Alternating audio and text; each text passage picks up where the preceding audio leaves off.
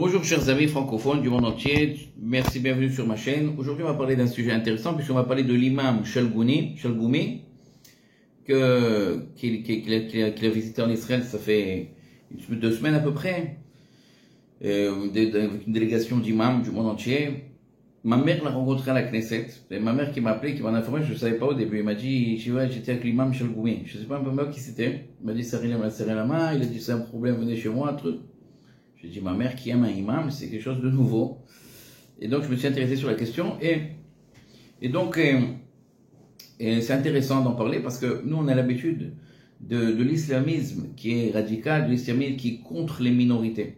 Puisqu'on sait que tous les juifs séfarades qui étaient dans tous les pays islamiques du monde entier, si c'est les juifs qui étaient en Irak, en Syrie, en Afrique du Nord, en Iran, ils ont tous été opprimés en tant que minorité par les islamistes. Donc, si on parle de l'Irak, c'est l'endroit où il y avait les juifs les plus riches de tous les pays islamiques dans le monde. Et ils leur ont confisqué tous leurs biens. Les juifs irakiens sont venus en Israël à la création de l'État d'Israël en 48 avec 3 dinars dans la poche. Ils leur ont permis, je crois, 15 dinars par chaque enfant, 40 dinars par adulte, et tout le reste, ils ont obligé, par une loi, de le laisser tout en Irak. Et donc, ils ont volé tous les biens des juifs. Si on parle de la Syrie, c'est encore pire. La Syrie, au début, quand ils ont créé l'État d'Israël, ils ont bloqué les frontières. Ils n'ont pas laissé les Juifs partir en Israël, etc., etc. Donc on a vu un islam qui essaye de faire de la force, des rédifotes, de faire du mal, de l'oppression aux minorités. Comme on voit maintenant en Syrie, que le gouvernement syrien a fait des pogroms, une purification ethnique de la minorité des Druzes. Puisque les Druzes, bon, ils ne sont pas juifs non plus, mais ils sont une minorité.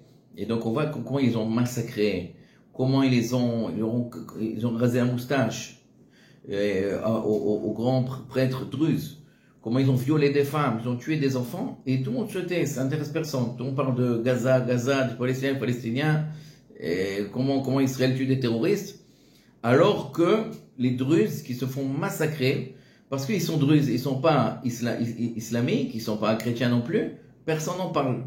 Les seuls qui ont eu pitié et qui sont venus sauver les Druzes, c'est Israël, qui ont vu ce pogrom, ce génocide se passer à côté de nous, de notre frontière.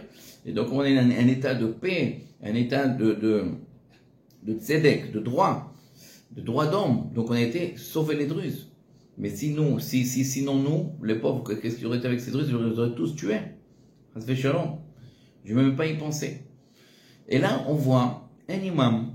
Donc je sais qu'il y en a qui disent non, il n'est pas vraiment imam, il n'habite pas à Drancy, il n'a jamais été à la mosquée de Drancy, et celui qui n'est pas imam, qui ne fait pas la prière dans la mosquée, ça ne veut pas qu'il est imam. Je connais tout ça. Mais quand même, il était imam auparavant, ça c'est des faits. Et même s'il n'est pas imam, c'est un homme religieux, un homme qui connaît le Coran. Il vient au nom du Coran, à son nom. Moi je sais que tous les voyous et les terroristes islamistes, ils vont dire ils ne nous représentent pas. Mais il représente quelque part la voix de l'islam, puisque c'est un homme pieux islamique qui connaît le Coran. Il vient et dit oui, je suis pour Israël, je suis pour ce pays qui se défend envers les terroristes qui essaient de l'anéantir.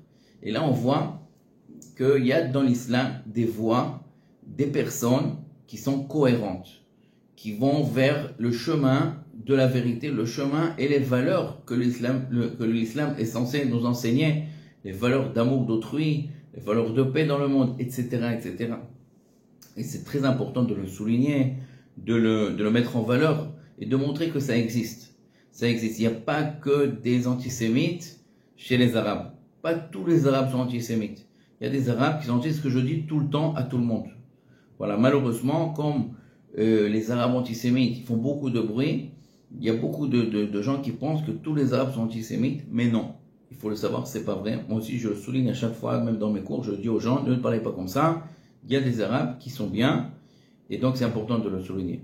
Ezrat Hashem, alhamdoulilah, que Dieu protège tous ses enfants, Ezrat Hashem, et qu'il y ait la paix dans le monde entier.